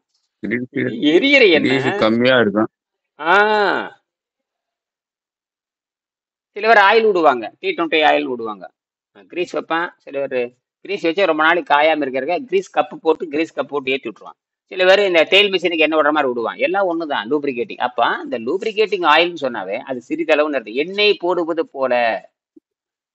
அப்படித்தான் நம்ம யோக மன்றங்கள் அல்லது மருத்துவம். நம்ம உடம்பு மன்றம் தாங்க. நம்ம உடம்பு கோயில் இல்லவா? ஏன் யோக மன்றத்துக்கு போறீங்க? இதுக்காக யோக மன்றத்துக்கு போறீங்க? உடம்பே கோயில்னு சொல்லியாச்சு. யாருக்கும் புரியல. தமிழர்களுக்கு புரிய வேண்டாமா? திரும்ப படிச்சிருந்தா தானே தெரியும். தமிழ் படிச்சிருந்தா தானே உடலை பத்தி தெரியும். தமிழவே படிக்காத தற்கொலை முண்டங்களா இருந்துட்டு இருக்கிறோம். 3000 4000 5000 8000 ஆண்டு ஆச்சுங்கிறாரு. 8000 ஆண்டா சொல்லிட்டு இருக்குங்கிறாரு. திருமூலர் சொல்றாரு, 8000 ஆண்டு யோகம் இருக்கணும். கண்ணார கண்டு கரித்தருவார் இல்லை. கண்ணார கண்டு கரித்தருவாருக்கு உண்ணாடிக்குள்ளே ஒடுங்குவாடுன்னு எழுதுறாரு. நாங்க 8000 ஆண்டா சொல்லிட்டு இருக்கிறேன், எவனும் திரும்பி பார்க்க மாட்டேங்கிறேன். அவரே வருத்தப்படுறாரு. 8000 ஆண்டா சொல்லிட்டு இருக்கிறேன், எவனும் திரும்பி பார்க்க மாட்டேங்கிறீங்களே அப்படிங்கிறாரு. 8000 ஆண்டு யோகம் இருக்கணும். கண்ணார கண்டு கருத்தெறிவார் இல்லை. கண்ணிலேயே பாக்குறீங்க. இதுக்கு என்ன அர்த்தம்? கண்ணிலேயே பாக்குறீங்க, கருத்து அறிவார் இல்லை. மக்கள் படும் கஷ்டத்தையும் வேதனையும் நம்ம கண்ணிலேயே பார்த்தாலும் நமக்கு அறிவு வர மாட்டேங்குது அப்படின்னு சொல்றாரு. அப்படின்னு அழகா சொல்றாரு. 8000 வருஷம் 8000 ஆண்டு நாங்க சொல்லிட்டு இருக்கிறோம். என்ன முடியாத 8000 ஆண்டு என்ன தெரியுமா அர்த்தம் இருக்குது? 2-3 அர்த்தம் இருக்கு, 2 பொருள் இருக்கு. அதாவது என்ன முடியாத ஆண்டா சொல்லிட்டு இருக்கிறோம், அல்லது 8000 ஆண்டா சொல்லிட்டு இருக்கிறோம். அப்ப இன்னும் 2 என்ன முடியாத ஆண்டுன்னு இருக்குது, 8000 ஆண்டுன்னு இருக்குது. என்ன வேணா பொருள் சொல்லலாம். எட்டாத தூரத்தில் இருக்குது, புரிந்து கொள்ள முடியாத தூரத்தில் இருக்குது. சொல்லிக்கிட்டே இருக்கிறோம். கண்ணிலேயே பாக்குறீங்க, கருத்து உள்வாங்கலையான்னு கேட்கிறாரு. அப்ப யோகம் என்பது பல ஆயிரம் ஆண்டுகள் இருந்து வருகிறது. யோகம் என்பது யோகா கேஸ் இப்ப புரியுதா? யோகம் பண்றாங்க எங்க தப்பு பண்றாங்கன்னு புரியுதா? ஏன் யோகம் பண்றது? திருமூலர் காலத்திலே 1000 வருஷமா இருக்குன்னு அவர் எழுதிட்டாரு. ஆமா, அவரே 1000 ஆண்டு இருந்துட்டு வருதுன்னு எழுதுறாரு. அப்படின்னு 50,000 ஆண்டு 1 லட்சம் ஆண்டு இருந்துட்டு இருக்குன்னு அர்த்தம். 8000 ஆண்டு யோகம் இருக்கணும். பாருங்க, அந்த 99ஆம் எடுங்க. 99ஆம் எடுங்க. முக்கியமான பாயிண்ட். ஒரு டாக்டர் சொல்றாரு 99ஆம் பக்கம். கரெக்டா அந்த இவரு திருமூலர் என்ன சொல்றாரு, இந்த எம்டி டாக்டர் 99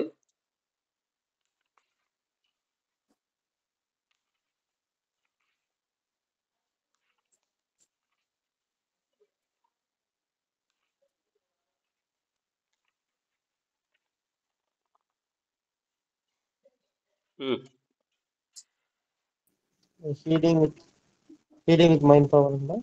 அதே நீங்க கீழே பாருங்க, பேஜ் நம்பர் 199. கீழே பார்த்தீங்கன்னா, there is no wonder that yoga has existed for 1000 years. இதுக்கு என்ன அர்த்தங்க? இருப்பா இருந்துட்டு கீழே பாருங்க என்ன சொல்றாரு. 99 கடைசி கீழ் வரியில பேஜ் நம்பர் 159 போட்டிருக்கு. It is no wonder. It is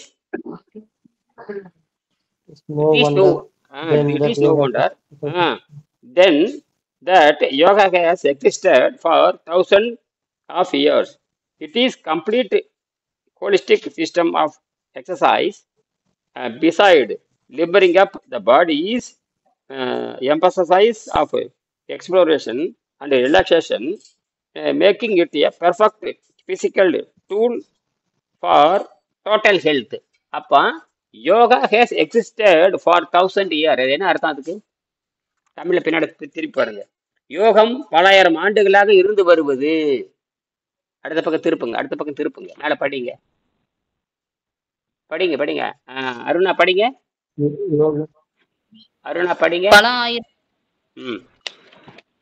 பல ஆயிரம் வருடங்களாக இருந்து வருவது ஆச்சரியம் அல்ல. போதும்.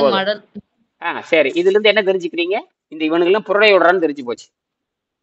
இப்ப இருக்கிறவன் பூரா ஒண்ணுக்கு ஆகாதவன் தெரிஞ்சு போச்சு. இப்ப இருக்கிறவன் எல்லாம் இவனோட அது யோகத்தோடு தொடர்பு இல்லாதவன். இப்ப இருக்கிறவன் பூரா இந்தியாவில் இருக்க அத்தனை முண்டங்களும் எதோடு தொடர்பு இல்லாதவன்?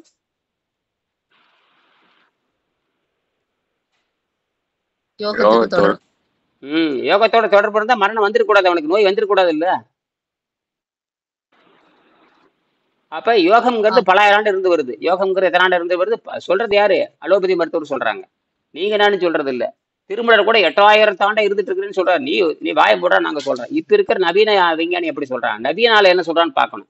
நவீன நவீன புதிய மனிதர் என்ன சொல்றான்னு கேட்டீங்கன்னா, திருமலர் வந்து பலாயிரம் ஆண்டுக்கு முன்னாடி வாழ்ந்தவர். அவர் சொல்றதை நான் ஏற்றுக்கொள்ள முடியாது. இப்ப இருக்கிறவன் சொல்றான்னு பார்த்தா கரெக்டா சொல்றாரு. ரிச்சர்ட் சாமேஸ் சொல்றாரு, ஆமாம், யோகம் என்பது பலாயிரம் ஆண்டு. அவருக்கு எப்படி தெரியுது யோகம் வந்து பலாயிரம் ஆண்டு இருந்தவர்?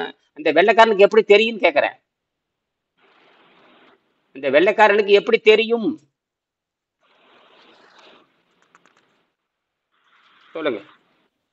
ஏன் எழுதுறாரு புத்தகம், உலக புகழ்பெற்ற புத்தகம், ஹீலிங் வித் மைண்ட் பவர், உலக புகழ்பெற்ற. அவர் எம்டி டாக்டர், மருந்தை கொடுக்குற எம்டினா டாக்டர் ஆஃப் மெடிசின், மருந்தை மட்டும் சிபாரிசு பண்ணிக்கின்ற. கூட இன்னொருத்தர் எம்எஸ், அவரு அறுவை சிகிச்சை, ரெண்டுமே டாப் மோஸ்ட்ல இருக்கிற டாக்டர், அமெரிக்க டாக்டர். 2 பேரும் சேர்ந்து எழுதுறாங்க. 2 பேர் ஒரே ஸ்டேட்மெண்ட் கொடுக்குறாங்க. யோகம் என்பது பலாயிரம் ஆண்டுகளாக இருந்து வருவது ஆச்சரியம் அல்ல. ஆகையினால என்ன பண்றீங்க? ஒரு ஆணோ பெண்ணோ உணவினுடைய முக்கிய பங்களிப்பு காற்றின் மீது முதல்வர் எழுதிடுறாங்க.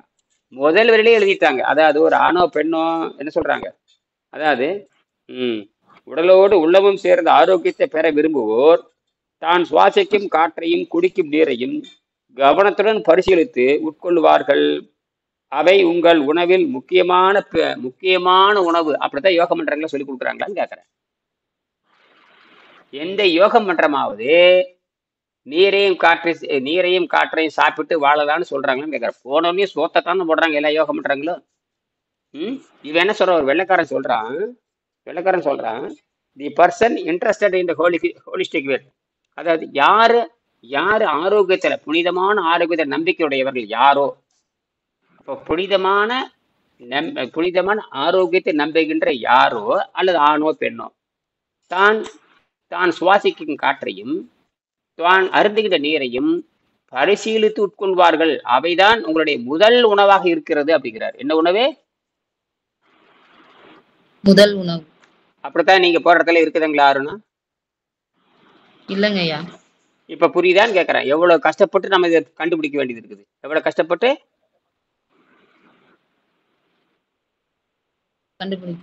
தொகுத்து கொடுக்கணுங்க. இது வெங்கடேசன் தொகுத்து கொடுக்குறாரு பாருங்க. வெங்கடேசன் தன்னுடைய கொள்கை மட்டும் வெங்கடேசன் வந்து அடுத்தவங்க சொல்றது சரியான பாக்குறதுக்கு தன் உடம்பை ஆராய்ச்சி பண்ணாரு. இது அவருடைய சொந்த கருத்து எதுவுமே கிடையாது. அவர் அனுபவ ரிசல்ட் மட்டும் தான் அவருடைய. என்னது, அவர் ரிசல்ட் கொடுக்குற பாருங்க. இதெல்லாம் படிச்சு பார்த்தேன், இப்படி எல்லாம் செஞ்சு பார்க்கும் பொழுது, சரி 8000 ஆண்டுக்கு முன்னாடி திருமலர் யாரு, இந்த திருமலர் யாரு பார்த்தாங்க? 8000 ஆண்டுக்கு முன்னாடி திருமலரை யாரு பார்த்துருக்குறாங்க? சரி 150 ஆண்டுக்கு முன்னாடி, 120 ஆண்டுகளுக்கு முன்னாடி 1866 922 சேர்த்து போயிட்டாரு. 922க்கு அப்புறம் யாரு அர்னால்டு கிட்ட கிடையாது. அவரை யாரும் பார்த்துருக்க மாட்டாங்க. அவர் பார்க்க அப்புறம் அதையும் அவத்துல அடிபட்டு போச்சா. திருவள்ளுவர் வந்து எழுதி 2000 ஆண்டுன்னு சொல்றாங்க, 2050 ஆண்டு என்னமோ சொல்றாங்க இல்லையா? சரி, அவரையும் யாரும் பார்த்தது இல்லை. எப்படிங்க இந்த வெங்கடேசன் இந்த துணிச்சல் வந்தது? யாரும் உயிரோடு இல்ல, அவங்க கிறுக்கி வச்சுட்டு கூட 2-3 வரி தான் இருக்கு. எப்படி அந்த துணிச்சல் வந்ததுன்னு கேட்கறேன். விளையெல்லாம் பேசுறமே, ஐயோ அவங்க மனசு புண்படுது, இவங்க மனசு புண்படுது. ஐயா, புண்படுறத வெங்கடேசன் கண்டுபிடிச்சிருப்பாருன்னு கேட்கறேன். இங்க யோக மண்டலத்தை போய் கத்துக்கிட்டாரா, இல்ல யாரா நேரடியா திருமலர் வந்து அப்படியே நேரா சாட்சி கொடுத்தாரா? அவர் பேரு வெங்கடாச்சலபதி, அவர் பேரு வெங்கடேசன் பேர். நேர திருப்பதி வெங்கடேசன் வந்து காட்சி கொடுத்தாரா? ஒரு திருட்டு பயனும் வரல. எப்படி அவர் ஆராய்ச்சி பண்றாரு சொல்லுங்களேன் பார்க்கலாம். அப்படின்னா யோகிகள் சொல்வது உண்மையாக இருக்கும் நம்புறாரு. யோகிகள் சொல்வது உண்மையாக இருக்கும் என்று மனப்பூர்வம் நம்புறாரு. 2வது, அந்த வேர்ச்சொல், அதாவது இப்பதான் நேற்று கூட கேட்டேன், ஏன் வந்து திருவள்ளுவர் நேரடியா சொல்லு கேட்டீங்கன்னா, ஆராய்ச்சி பண்றவனுக்கு மட்டும்தான் உண்மையை புரிய வேண்டும் என்பதற்காகத்தான் 942 நேர்ல சொல்லல. ஆராய்ச்சியாளர்களுக்கு மட்டும்தான் புரிய வேண்டும், ஆராய்ச்சி செய்து நிரூபிக்கப்பட வேண்டும் என்பதற்காகவே திருவள்ளுவர் நேரடியாக நீரை சொல்லாமல் அருந்தியது அற்றதுன்னு போட்டாரு. அது பல ஆண்டுக்கு அப்புறம் தான் வெங்கடேசன் என்கிற ஒரு விஞ்ஞானிகள் கண்டுபிடிக்கப்பட வேண்டும் என்பதற்காகத்தான் இவர் என்ன பண்ணாரு, ஆராய்ச்சி பண்ண ஸ்ட்ராங்கா நிக்கணும். அதுக்கு தான் திருவள்ளுவர் அப்படி பயன்படுத்தினார். நேரடியா நீருன்னு சொன்னா இந்த முட்டாளே செய்ய மாட்டானுங்க. புறந்தூய்மை நீரால் அமையும், அகந்தூய்மை வாயுமையார் காணப்படும். புற அழுக்குகளையும் புற நோய்களையும் தண்ணீரை வைத்துக் கொண்டு சுத்தப்படுத்தி விடலாம். அக அழுக்கை நேரடியாக நீரை மருந்தாக அருந்தி குணமாக்கலான்னு சொல்லாம அருந்தியது அற்றதுன்னு போட்டு ஒரு சவுக்கடி கொடுக்குறாரு. அது ஆராய்ச்சி பண்ணி தான் ஒத்துக்கணும். என்ன பண்ணி ஒத்துக்கணும்? ஏன் பிளட் டெஸ்ட் பண்றீங்க? நேரடியா பார்த்தா டாக்டர் சொல்ல வேண்டியதானே, ஏப்பா ஆராய்ச்சி பண்றீங்க? ரத்தம் சுத்தமா இருக்குது, ஏன் ஆராய்ச்சி பண்றீங்க? நேர்ல பார்த்து சொல்ல வேண்டியதானே. ஆராய்ச்சி பண்ணி அந்த மிஷின்ஸ் கரெக்டா சொல்லணுமே. இத்தனை யூரின் இருக்குது, என்ன சீரம் இருக்குது, சீரம் கிரியேட்டின் இவ்வளவு இருக்குது, பிளட் ப்ரெஷர் இருக்குது, சுகர் இவ்வளவு இருக்குது, சாப்பிடறதுக்கு முன்னாடி இப்படி இருக்கு, சாப்பிட்டு இப்படி இருக்கு, பிலுரிப்பின் இப்படி இருக்கு, கணைய நீர் இப்படி இருக்கு, வெள்ளையா இருக்கு, பசல்ஸ் வேற இருக்குது, சிறுநீர்ல என்னெல்லாம் எலிமினேஷன் ஆகுது. என்னோட இதெல்லாம் ஏப்பா உறுதிப்படுத்துறீங்க? என்னது உறுதிப்படுத்துறீங்க? அதை தான் வள்ளுவர் சொல்றாரு. வள்ளுவர் சொல்லிப்பட்டு இன்னொரு இடத்துல சொல்லுவாரு, ஆராய்ச்சி பண்ணாமல் எதையும் ஏற்றுக்கொள்ளாதே. அப்ப யோக மன்றத்துக்கு போறீங்க, என்ன பண்ணி ஏத்துக்கணும்? அந்த யோக மன்றத்தை யோக மன்றத்துக்கு போறீங்க, ஆராய்ச்சி பண்ணணும். அப்படி எது ஒர்க் அவுட்டுமா, ஒர்க் அவுட் ஆகாதா? கரெக்ட். அப்படி யாராவது ஆராய்ச்சி பண்ணி போயிருக்கீங்களா இது வரைக்கும் வாழ்க்கையில? உண்மையை சொல்லுங்க. அடி வாங்கிட்டு தான் திரும்பி வர்றீங்க. என்னது அந்த கவர்ச்சி பாத்துடுறீங்க, அப்படியே புட்டிங்கி மாதிரி பேசுவானுங்க. என்னது புட்டிங்க கத்துற மாதிரி பேசிடுவானுங்க. உடனே நம்பிடுறது. உடனே இந்த நம்ம முண்டங்கள் நம்ம தான் நமக்கு மாய முண்டமாச்சு. நம்ம எவனாச்சும் ஷோ காட்டினா அப்படியே அந்த வார்த்தைகளை பார்த்தே ஏமாந்துறது. நல்ல இனிமையா பேசி, அதாவது உலகத்திலேயே மோசமானவன் யாருன்னா இனிமையா பேசுறவன் தான் மோசமானவன். யாரு?